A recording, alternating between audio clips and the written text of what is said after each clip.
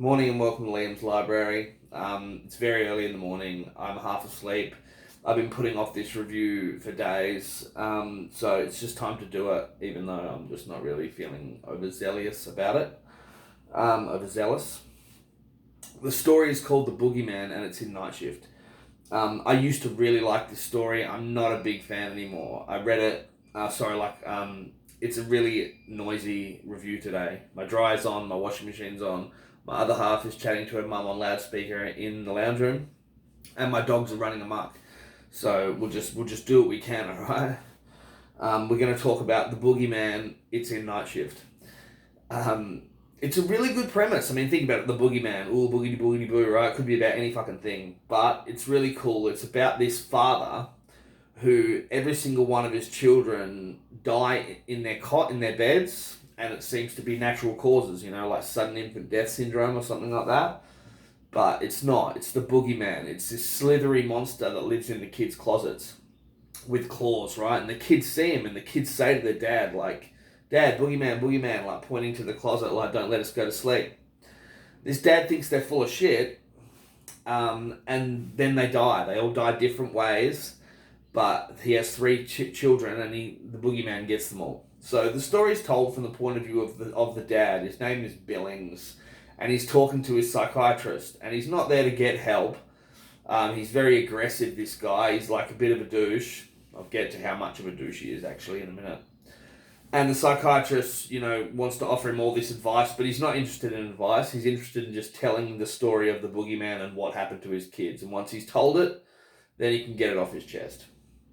Now, this guy, right, Billings, he's this racist, prejudiced, homophobic, fucking woman-hating prick.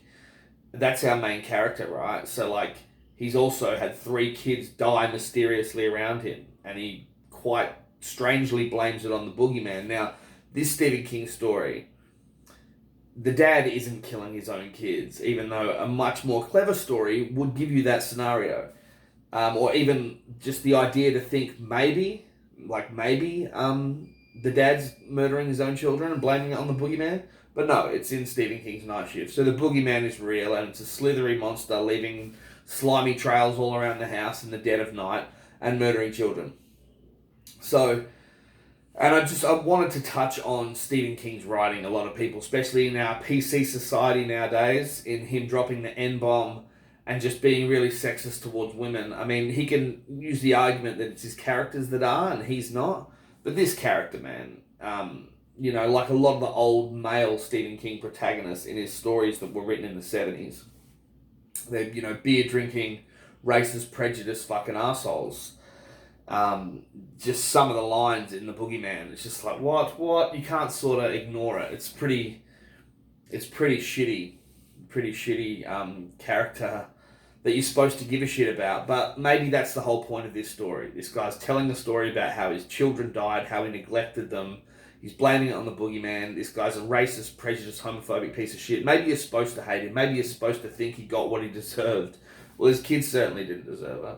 So he's telling the story to this psychiatrist that his first boy, he'd go in there at night and the boy would be pointing towards the closet, and the closet's always open, just a crack. And the main character is a little bit scared to go and check in the closet, right? Even though he does a couple of times, there's nothing in there. But he has dreams there's something in there.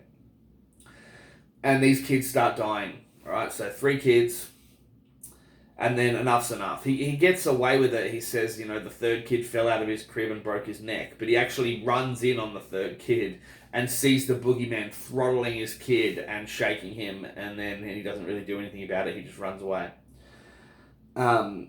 And so that's it. So the kids are dead, and he's telling the psychiatrist. And here we go. I'm going to make this short and sweet, because it's a really short story, man. It's fucking tiny. It's like 5 fucking pages long. He tells his story to the psych, says, he's not going to make any more appointments, and goes to walk out. As he walks out, the psychiatrist watches him go. The secretary's got a little sign saying out for lunch or something, and he thinks he forgot his jacket, so he goes back in there. Excuse me. And the closet door's open just a crack, but the psychiatrist isn't in there. And he's looking around, and all of a sudden, this fucking creepy voice comes out of the closet, and the closet door opens, and the Boogeyman comes out, and he's saying, "So nice, so nice." just them two words, right? And in his other hand, in this spade claw that he's got, he's holding his doctor bloody whatever mask. He's holding the psychiatrist's face as a mask in his hand. The boogeyman is. And Billings screams, and I guess the boogeyman gets him. And that's it. That's it. And I reckon that ending is so tacked on and so corny. The fuck did the psychiatrist have to do with it? Like, how many holes are in that fucking scenario? So, like, so I'm sorry. It cracks me up. I used to think that story was really scary and I'd love them to make a movie about it. There's been a lot of movies called The Boogeyman. I'm not sure if there was ever one made based on this short story. I'm pretty sure. But I refuse to Google, as you know. But yeah, the ending is terrible. What the psychiatrist is the boogeyman, and was the boogeyman all along. Why was it just this guy?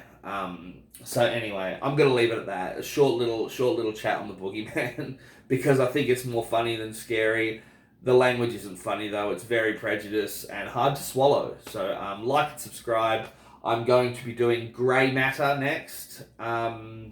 Yeah, so tune in for that, and then after that it's Battleground. Plunging through Night Shift by Stephen King. Read some great books, people. Watch some even better fucking movies, and take care of one another. Bye.